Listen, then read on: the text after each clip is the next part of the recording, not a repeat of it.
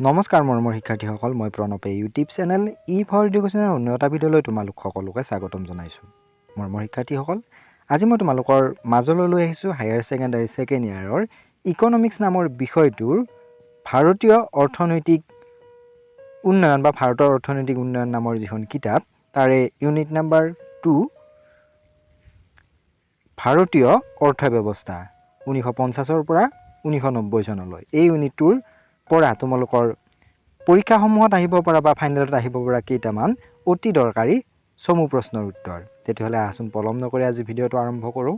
আৰু তাৰ আগতে তোমালোকলৈ এটা অনুৰোধ, এই চেনেলটো যদি ছাবস্ক্ৰাইব কৰা নাই তেতিয়াহ'লে ছাবস্ক্ৰাইব কৰি দিবা আৰু কাষতে থকা বেল আইকনটো প্ৰেছ কৰি দিবা, মই দিয়া এনেকুৱা ধৰণৰ শিক্ষামূলক ভিডিঅ'সমূহ নিয়মিতভাৱে পাই থাকিবলৈ। তাৰ উপৰি আগৰ ইউনিটটোৰ যদি উত্তৰসমূহ চোৱা নাই, মই ডেছক্ৰিপশ্যনত লিংক দিছোঁ, তাত গৈও চাব পাৰিবা।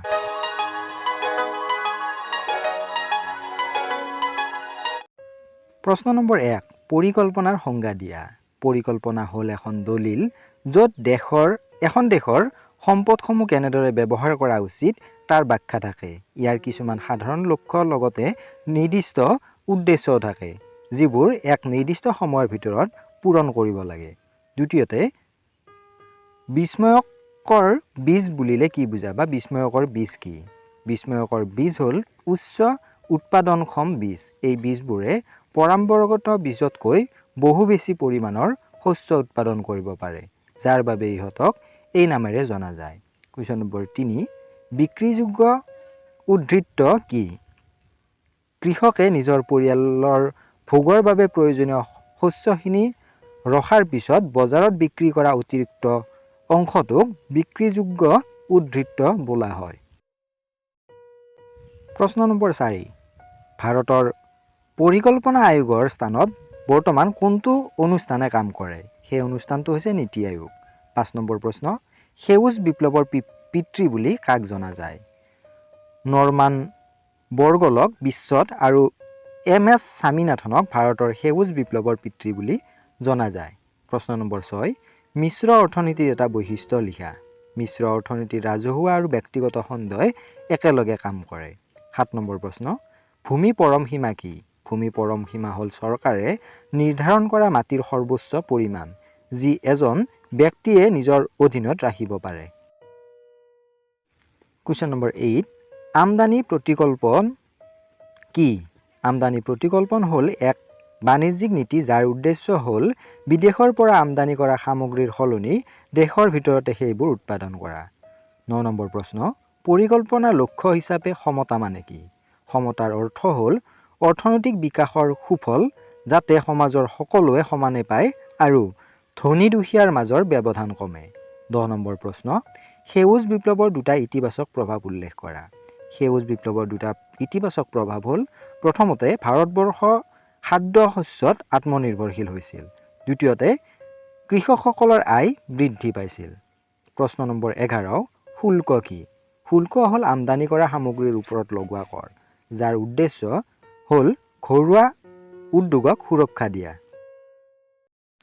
কুৱেশ্যন নম্বৰ 12, 1956 চনৰ ঔদ্যোগিক নীতিৰ প্ৰস্তাৱৰ মূল উদ্দেশ্য কি আছিল? ইয়াৰ মূল উদ্দেশ্য আছিল সমাজবাদী আৰ্হিৰ সমাজ গঢ়াৰ লক্ষ্যৰে গুৰু উদ্যোগৰ বিকাশত ৰাজহুৱা খণ্ডক অগ্ৰণী ভূমিকা দি ঔদ্যোগিক বিকাশ ত্বৰান্বিত কৰা। 13 নম্বৰ প্ৰশ্ন, দ্বিতীয় পঞ্চবাৰ্ষিক পৰিকল্পনা কোনটো মডেলৰ ওপৰত আধাৰিত আছিল?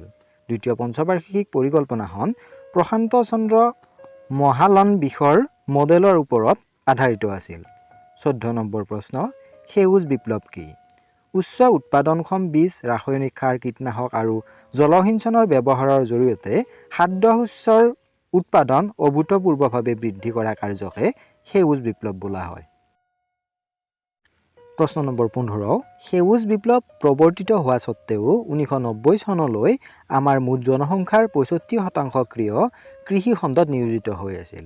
কাৰণ উদ্যোগ আৰু সেৱা খণ্ডই কৃষি খণ্ডৰ পৰা ওলাই অহা অতিৰিক্ত শ্ৰমিকক নিযুক্তি দিব পৰাকৈ পৰ্যাপ্ত কৰ্মসংস্থাপনৰ সৃষ্টি কৰিব পৰা নাছিল। 16 নম্বৰ প্ৰশ্ন, সেউজ বিপ্লৱৰ ফলত কোনবিধ শস্যৰ উৎপাদন সৰ্বাধিক বৃদ্ধি পাইছিল? সেই শস্যবিধ হৈছে ঘেঁহু। প্ৰশ্ন নম্বৰ 17, কাৰ্ভে সমিতি কিহৰ লগত জড়িত আছিল?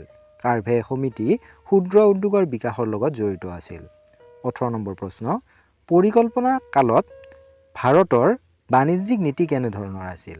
পৰিকল্পনা কালত ভাৰতৰ বাণিজ্যিক নীতি অন্তৰ্মুখী আছিল, যাক আমদানি প্ৰতিকল্পন বুলিও জনা যায়। প্ৰশ্ন নম্বৰ 19, ৰাজসাহায্যৰ এটা উদ্দেশ্য কি? উত্তৰটো হৈছে দৰিদ্ৰ কৃষকসকলক নতুন প্ৰযুক্তি গ্ৰহণ কৰিবলৈ উৎসাহিত কৰা আৰু তেওঁলোকৰ উৎপাদন ব্যয় কমোৱা। 20 নম্বৰ প্ৰশ্ন, অনুজ্ঞাপত্ৰ ৰাজ কাক বোলে?